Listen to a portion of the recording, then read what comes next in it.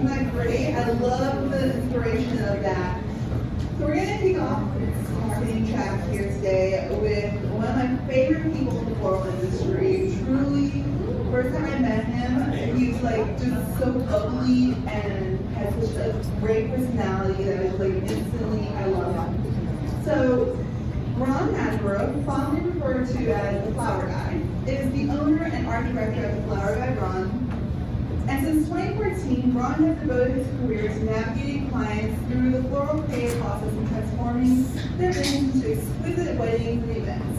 He deeply values his time with clients and peers alike and understands the power of making connections through design. His motto is, we don't sell flowers, we sell experiences. Please help me welcome Bron Hansboro.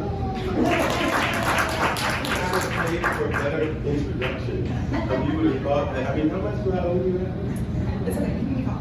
Coffee. And she's cheap. My kind of girl. All right, good morning, everyone. Good morning, everyone. I'm so excited to be here. I'm going to have to stand back here because my clicker isn't clicking, so that's fine. So I'm going to be behind the podium, and I actually prefer to move around with you guys. I used to call that circulating the room as educators, and so I'm going to do the best that I can to connect with you with this area here. No big deal. So how's everyone doing today? Awesome. Early morning start, right? But it's going to be filled with great education and great experiences, and even more importantly, connecting with people. I'm going to share just a little bit of my philosophy before I come back behind here and start clicking. I do not take this position lightly whatsoever. I value being on this microphone no more than I value sitting in those chairs where you are today. And I want to give you all a round of applause for taking the time and investing in your businesses, because this is where your business really starts to change. This is where you will start to see the shift that we're all looking for to catapult us to the next level. I was just listening next door, and we're talking a lot about sustainability. And the only way that we can be sustainable is if we continue to invest in ourselves and continue to rediscover ourselves and continue to be the thing that everyone isn't. And we can only do that if we come to stuff like this, and I'm going to give us some mindfulness exercises and share some of my experiences from my business, things that worked and things that didn't, and finally the things that really made me the Flower Guy Bron. Now, I've always been Bron Hansboro, but the Flower Guy Bron didn't really come in to play until a few years ago, even though my business has always been named the Flower Guy Bron. So it took me a while to get to that place. And the last thing I'll say before we start getting into the nuts and bolts of everything is that for us to be able to assemble as designers of all of the different career paths that any of us could have chosen. I was a principal, for Christ's sake, and now I'm a floral designer. How does that happen? You know, we're the big 401k, well, not so big, I dreamed it. So my business is gone now, it's long gone. But all of those things that we could have been doing as professionals, how ironic is it that we're all here doing just about the same thing? And I was talking during speed dating to a few of my dates, and I told everyone I'm the hottest thing I've ever had. It wasn't hot. I was telling people that we find so many different ways to separate ourselves in this world. We find so many different ways to draw lines in the sand. We find so many different ways to differentiate what we do and what everyone else does, and we start to create this hierarchy. And as an educator and a leader in the education system, I realized that I needed to break out of that mold, that C-suite mentality, competing for the next job that everyone else was competing with me for. So then I left that because it was such an awful experience. And I joined the creative industry to control my own destiny, more or less, and to be more in control of my personal gratification. So what I want to challenge all of you all to do, even outside of this presentation and the other ones that you'll receive today, is I want to empower you and encourage you all to stop for a second and focus really on what's important. How easy is it for us to get into a rabbit hole again? How many of you all have worked in other careers before becoming flourists or still do? Yeah, most hands go up when I ask that question. And so we were totally avoiding something because it just wasn't working. I challenge you all not to duplicate that same mentality here in the creative space, because it is not conducive of your best work. It will not allow you to be your Flower Guy Bron. It will not allow you to do anything to the greatest potential as long as we are not focusing on being creative and really scaling our businesses in a healthy way. So thank you for allowing me to have my sob stories. So now here we go. We're marketing to your desired audience, which is super important because marketing has to be targeted to some degree. But there are going to be some splintering conversations that are going to come out of this, where I'm going to say one thing, and then we're going to dissect it a little bit more. And also, because I'm a former educator, I want you all to take responsibility for this presentation just as much as I will. Ask the questions when they come to you. Don't bother writing them down unless you're writing them for yourself. But if you want to ask a question, raise your hand and let's talk, okay? This will be a dialogue because this is an intimate space. I put the mouse. Arrow. Click. Click it again. Thank you. Click it 3 times.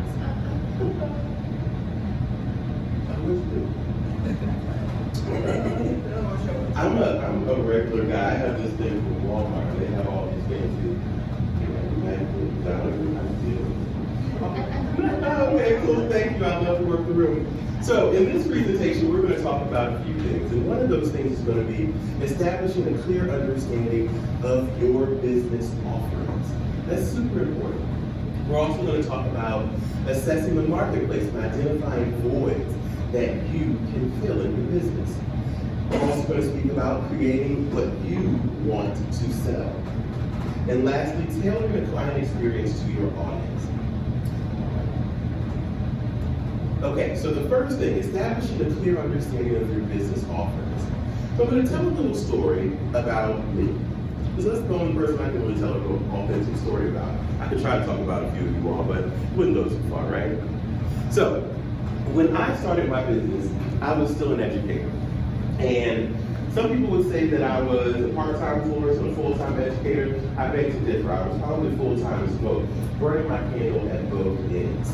So when I came up with the name, the Flower Guy Bron, and I'm like, okay, there's no one with a name like that in my market. There's no one that's really doing this. This isn't, oh, there we go. There's no one that's really doing the style that I like to do in my market. And it took me a few years. How many of you all are like in the first couple of years of business? Yeah, a couple of hands go up. Perfect, good. I'm speaking to you all primarily and the other folks that they've already been through this probably. So, I was trying to figure out what it is I do and why people needed to hire me to do that. And it wasn't going so well. What I was finding is that I was booking 100% of everyone who came in. But that 100% of customers that I was serving was not who I wanted to serve. And for me, numbers at that time were so super important. So even if you're not in your first couple of years of business, be mindful that numbers are just that. They're numbers. For me, I'm like, I've left a somewhat lucrative career. I need to make what I was making then here. Doesn't always happen that way. And my mom always says, gain the world and lose your soul. And I was losing my design soul, people. I was losing what was going to make me special and stand out in my market. And that is not a sustainable model at all. So I had to decide, okay, Bron, what are you going to do to make you special? Who are you, really? Well, outside of Bron, the Flower Guy Bron, who are you? Why do you do what you do? And how does that make you special? So I encourage everyone that is still trying to develop that thing that makes them special and identify who they are. I encourage you to keep looking. Don't settle on anything just because you feel like the time factor is requiring you to identify it now. It's almost like going to college and having an undeclared major for a couple of years. I did that for like 3 years. My parents were very unhappy with me. So, finding out what you need to put out there and what will be different about you. So, how many of you all are in this local market here? One hand. Oh, great. So we have people from all over. Great, great, great. So, when you look at yourself in the market, I really want you to look at yourself like a big company. I want you to look at yourself not as a mom and pop, not as a small business. I want you to think about yourself in terms of Apple, in terms of Saks Fifth Avenue. Not necessarily luxury, because I absolutely hate that word, but more so in tune of how your business looks to you. We can get into rabbit holes all day long about my business and that business, and we get into this comparison thing about how my business compares to yours and how my Instagram feed compares to yours. None of that really matters. Keep your eye on it, but keep your heart and your eyes and everything that you have on yours. You gotta be aware of what's going on around you. But what's most important is how you feel and how you value and view your business. Because no one else's business is gonna bring your business to the next level. No one is gonna do that for you. You have to start that, and you have to believe in it, and you have to know exactly who you are. So, we're gonna do some soul searching. So, tell me. No, you're fine. You're the best liver ever. So, I want someone to volunteer. So, since this is an intimate group, how many people do we have that were teachers today? We have to have one. Ooh, I love that. So, tell me, what do you feel like makes your business special in the market? Can everyone hear? We put her on the spot. No. Okay, well, I mean, speak up. What makes me special? Yeah. Maybe my style in the area that I work in is not as sought after. Yeah. Okay, and what style is that? Just more general, like European garden style, okay. where I am is bohemian. Got it. Well, that's great. Any other volunteers? What makes you special in your market? Yes, ma'am. I'm foreign. There is a charm to that accent, let me tell you. That date we had last night, But I've been trained in England, so I have a different, I don't know, it's just, Of course it does. Of course it does. Wonderful. So, those of you who didn't raise your hand, I'm sure that you know what makes you special. You have to really know it. You have to believe in it. I tell people that do my intensives and my one-on-one workshops that everything you do is good. We spend a lot of time beating ourselves up, tearing our work apart, leveling ourselves to the next person. Stop it.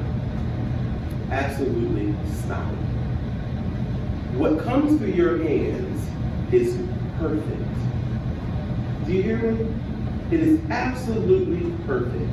And it is inspired from something that was given to you from whatever you believe in. Stop tearing yourselves apart. Stop leaving your studios and going home and not feeling like you're as good as the person beside you. Absolutely stop it. Because it has a detrimental effect to our creative being. We have to know who we are. We have to believe that what we do with our hands when we're creating, we create people. People see what we do and are inspired by it.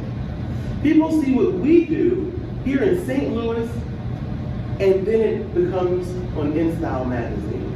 You are great and you are perfect because you create. So know that as we go forward. That's off script, but I have to let you know how great you are because you're creative.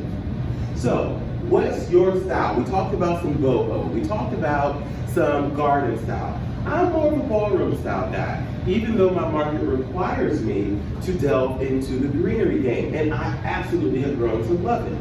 I had to know, Bron, you are a ballroom style florist. That is the voice, that is your creative person, that is what you demonstrate through your craft. But you have to incorporate what your market desires or what your market requires. And that requires me to have a ton of boxes of Smile Acts every week. That requires me to have a ton of bundles of Puck every week. And I absolutely love it, but I have to stay true to who I am and my style. You can incorporate other elements in it. And there's nothing wrong with being a chameleon, but you have to know how to maintain the you, because if you don't, then you will dissipate. And I know, has anyone heard about burnout? Has anyone felt like maybe they were burning out at some point in their career, whether it was even florals? Perhaps it's because we don't have a true handle on who we are, what we do, and what makes us special. If you can focus on that, there is some longevity in what we're doing. Next slide, please. All right. Assessing the marketplace and identifying voids that you can fill. So I tell everyone that every good business person makes all of their decisions, or most of their decisions, from some type of analytics. We're in business, and I'm so glad that the platform that's been created today is talking about business first, design second. So, identify your strengths and what makes you great. So, I'll be the first one. I'm not going to ask you volunteers, but I'll tell you, what do I feel like makes me great? I think that my ability to connect people and connect with people is what kind of helps me stand out. Work on that. If you're not a people person, you do realize that you have to have consultations, right? And that energy that you do or don't have is flowing between the person sitting across from you. So fake it till you make it, folks, okay? If you're an introvert and you're the person that, I'd really rather be behind the scenes and just creating, that is not going to work. If it's just in your creative process with your client, if it's only in that space where you become someone different, maybe you take an improv class, seriously. Perhaps you invest in Toastmasters, or a way that you can start to communicate more effortlessly with the people that you're selling to. I think that that's what makes me kind of great, is that I can talk to just about anybody about anything. So, think about what makes you great, identify that thing, and maximize it. Use it to your advantage. When I meet with people, I'm probably one of the only florists, and you guys can tell me if you do this, I ask my potential clients who else they're meeting with. It seems harsh and hard to do in the beginning. I know her face is like, ooh, why would you do that? Because I want to know. I want to know who my creative competition is. I look at their work. I want to know who, if you connected with my work, and you connected with photosynthesis work, and you connected with petals and twigs, and we all have 3 different styles. I'm kind of like, that's an interesting selection. And I never badmouth anyone. It's not from that. I just have to know, for my sake, who you're meeting with, so that I can figure out what I need to do to be different and stand out. Because I'm looking at their work, and I'm like, okay, that's beautiful work, but okay. So don't be afraid to ask those hard questions. It seems so awkward. I tell you, the first time I did it, I was like, I shouldn't have did that. And she was like, oh, well, I met with so-and-so and so. People will be way more transparent than you think they will. And this type of intel will help you be a better business person and help you perform better because the other person isn't asking that question. So, keep a finger on the pulse of the industry through social media, bridal shows, client meetings, and et cetera, et cetera, et cetera. Now, I threw the bridal shows in there. I don't particularly go to bridal shows, not because, I don't think that they're an excellent way to market, but more so because I'm just not interested in being on cement floors for hours, walking around seeing the same thing. That's the reason why I don't go. And you can only taste so much cake, and the caterer's food after a few hours on the trade show floor is no longer good. So I don't really go. So, but what I do is I do pay attention to social media and what my competitors are doing. And I say competitors just for the sake of this conversation, but I really don't feel like I have any competitors, not because I think I'm better than anyone, but because I focus on me, and we're all creators, so they're creative partners. We all have a great role to play in this industry. So know what they're doing. Don't copy them, but be mindful that perhaps what they're doing is trending. And if it's trending, you gotta make sure that you're on trend to some degree, but still maintaining the you in this thing. I have a trends talk that I use, that I do pretty frequently.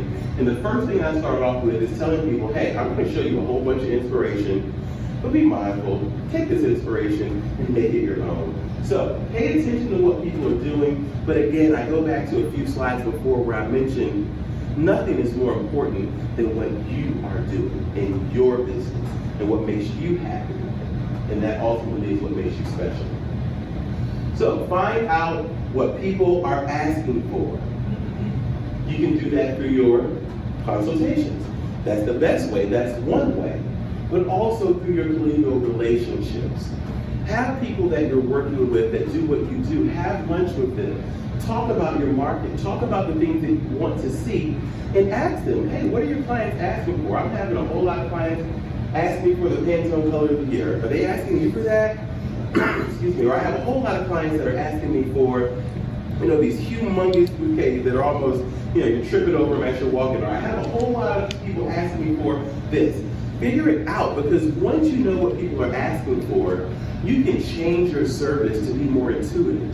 When they come in the door, you already have certain conversations going in your head. Therefore, you're able to say, when they come in and they send you that Pinterest board, you're like, oh, okay, I know where this is going. They've been paying attention to this person, that person, that person. Use those as references in your consultation. So when people send you their Pinterest board, see where that inspiration comes from. Okay, then you say, oh, that's Jeff Leatham, or that's Karen Tron, or this is that person. Maybe it's Flower Guy Bron, but if it is, cool.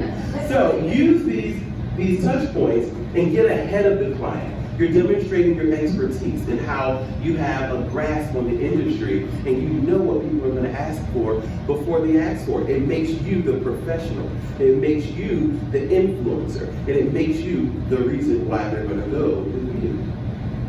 So look for gaps and see how you can fit into the puzzle. Now, it would be so great if, every puzzle piece perfectly aligned. But unfortunately, they don't always. So when you're looking at this puzzle piece called your market, your local market, or even the international market, because I try to pay attention to big picture. But as you're looking for things, figure out what's missing.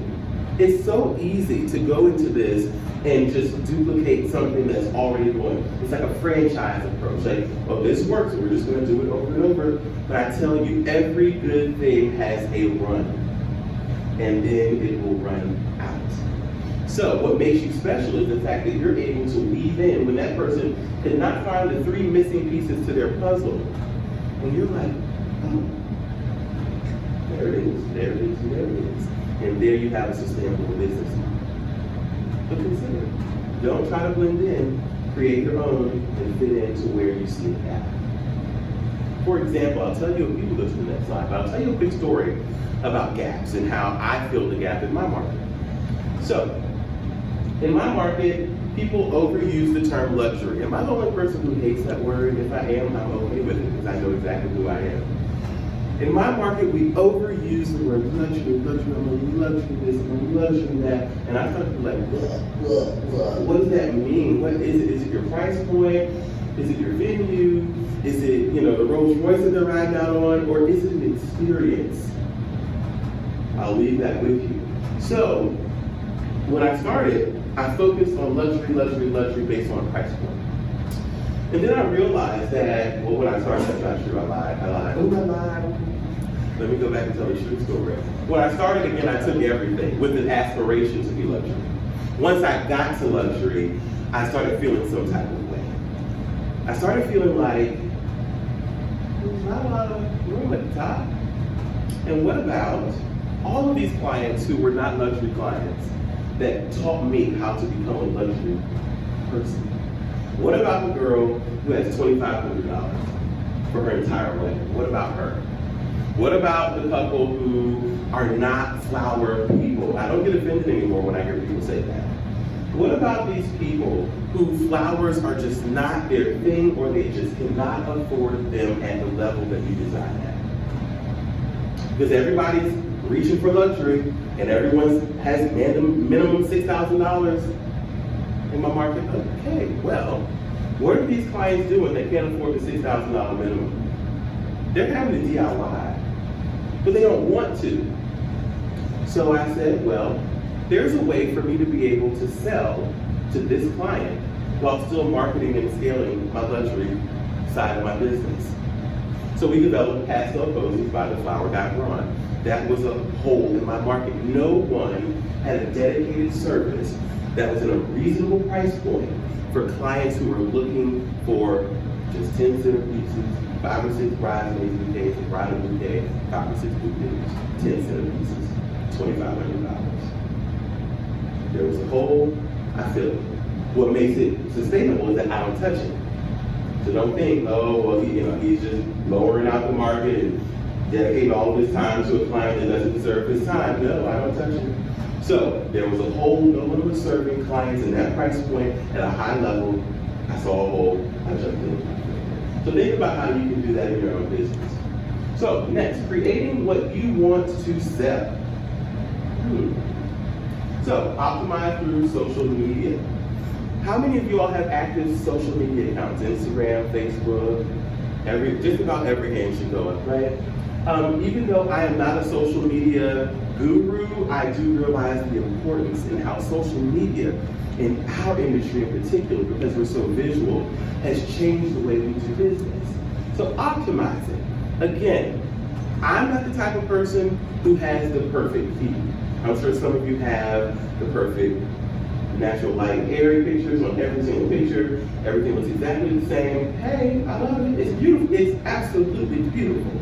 My authentic thread, if you go to it, has every other color, every other person, every other anything that I like. It's like Oprah's favorite thing. It's the Flower Guy Bron's favorite thing.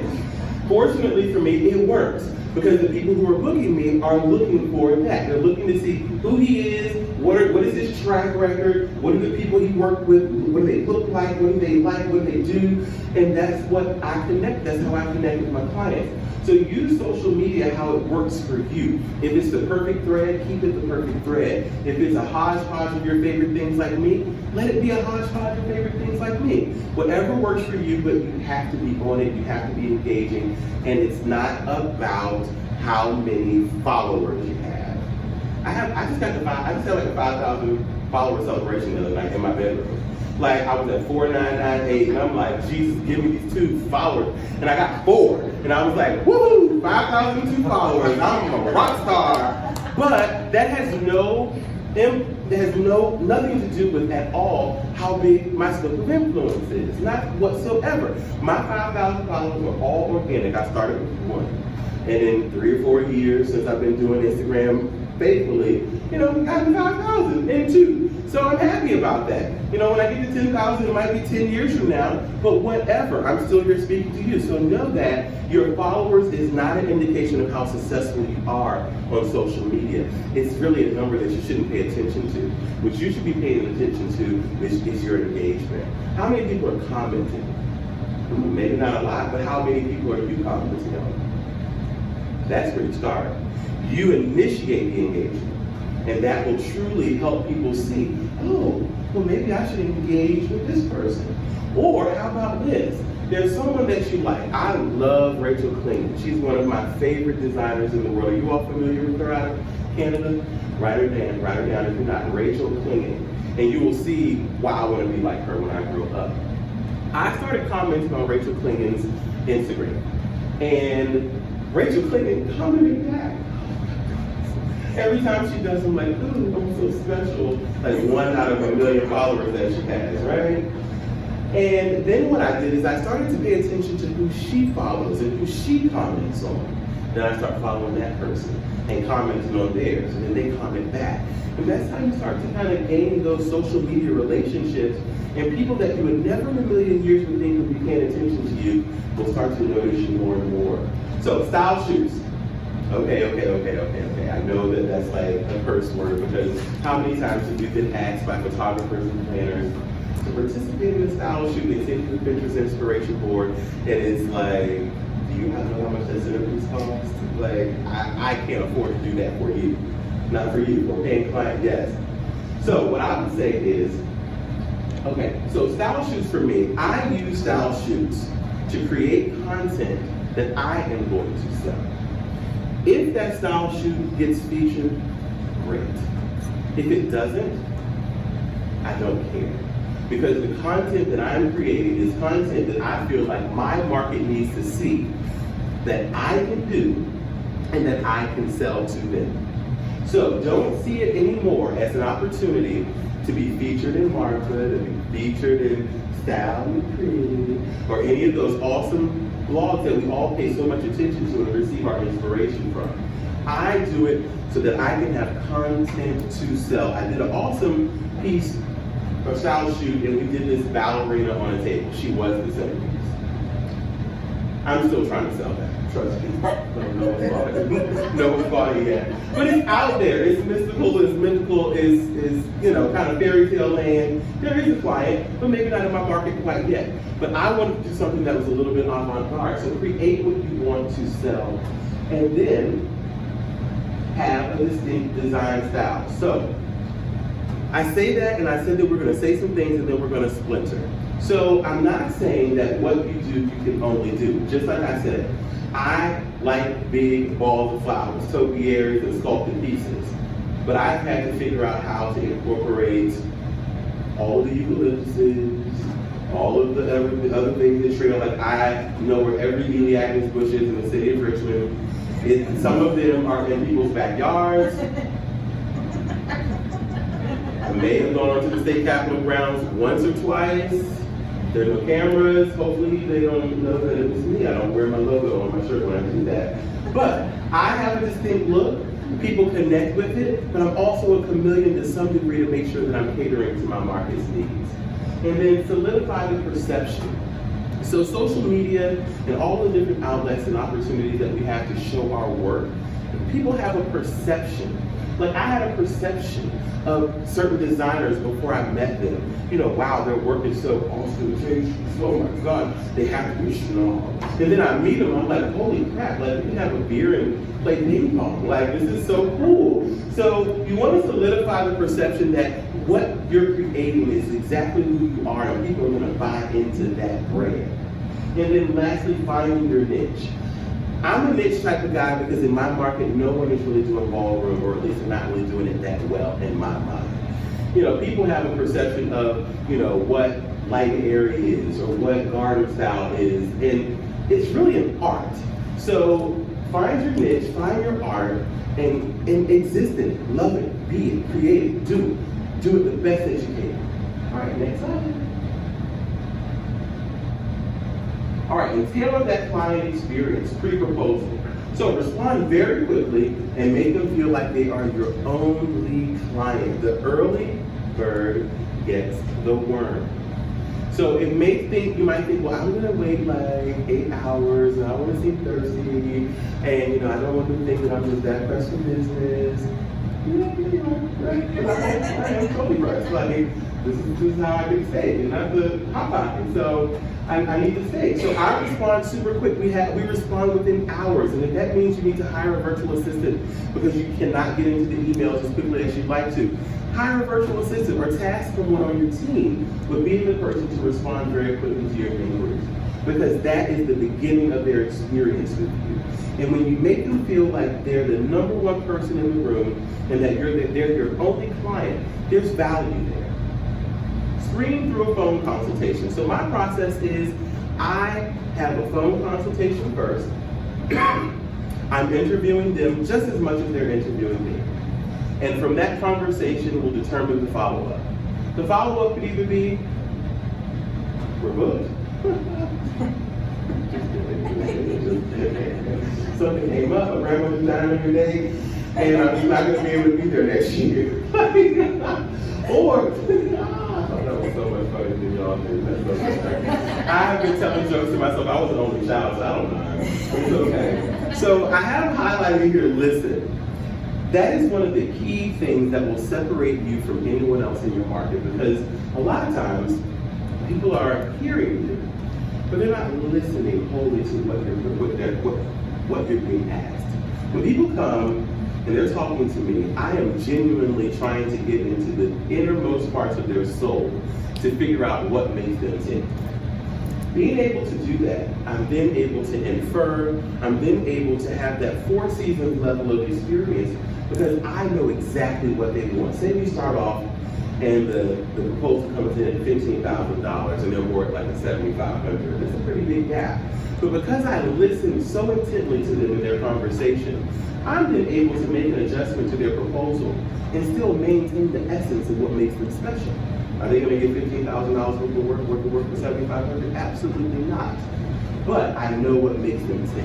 And I can only do that through listening. Then tell them what they need and guide the conversation. That is your job as the professional. It is our job to navigate our clients through a creative process. You might have a client who comes and is like, I love burlap, I love mason jars. I know it's always a joke, and I know that's still a thing, and it's okay. I've had to incorporate things into my designs that I would prefer not to. But if it's speaking creatively and I can find a way to make it authentically mine and fabulous, that is fine. 5 minutes, gotcha. So, you got to tell them what they need. So when they come in, they're asking for certain things, I very quickly say, well, you know what, let me tell you what's trending. Let me tell you what I've seen in the market, and let me tell you how I can take this idea that you have and take it to the next level and create the opportunity for you to be the most elegant event host that you could possibly be. Who's going to say no to that? Nobody.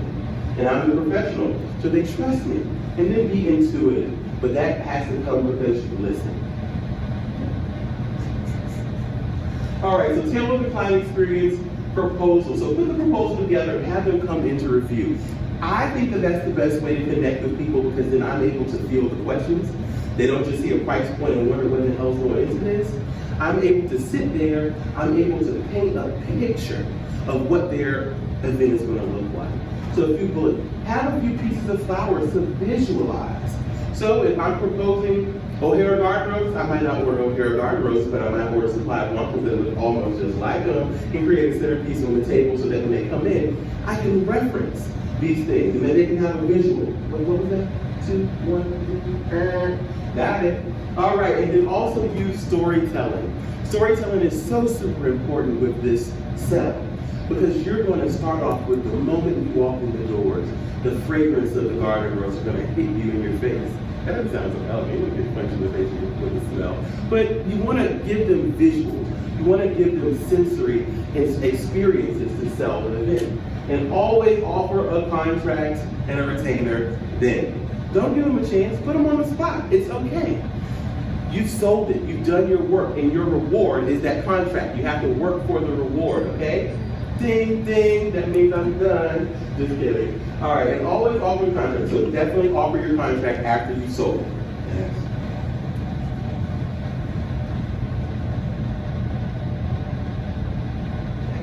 All right, cool. And post-proposal. You cannot out-detail me. I tell my clients that. Listen, folks, you have hired me for a reason. You cannot out-detail me. Trust me. Post-proposal. Do not send me all these emails about all this crazy stuff. Listen, folks. We have a beautiful contract that we've talked about, not contract, proposal that we've come up with. It is perfect, it's wonderful, you love it. Do we want to add some things? Perhaps. But don't think that you can think of things that the designer is not going to think of. So know your worth in those experiences. Set the expectations moving forward. Make sure they know how to contact you, when to contact you, and when they should be expecting to hear from you. And then be an open book and be accessible. Respond to your emails, answer the phone between the business hours. Do not answer texts unless that's what you've established in your business. Be careful about that. Make sure that if they're going to call you, they're calling you within a respectable time during your business hours, but make sure that they feel like you're accessible. And then help the bride be the bride and transition to a different contact. Help the bride be the bride, transition to a different contact. So, allow the client to just be the client. You're the professional. Take over the experience and you drive the experience for them. Let them feel comfortable so that they can focus on the moment. We do not want clients focusing on anything about other than being a client, going through the experience and enjoying it. We don't want them in a frenzy. So do our very best to keep them calm and navigating them through the creative process. We should be wrapping up. So, rate this session. Hopefully, you enjoyed something. Hopefully, you got one thing that you can take back with you to implement in your businesses. But I will say, it's been a pleasure being with you all today. If you want to keep in more contact with us, I encourage you to follow us on all of our social media outlets, which would be Instagram, Facebook, and then we also have a Facebook community called The Village. The Village is for all event professionals to connect with each other, learn more about the services that we all offer, because it takes a village to create these events. So please come join my village. And if you want to chat more about anything we talked about, because I know again, we have to kind of rush through, but if there's more information that you'd like to receive from me in regards to this presentation or anything else, please know that I'm an open book and I'm right here for the rest of the day. So it's been an absolute pleasure and thank you for your time.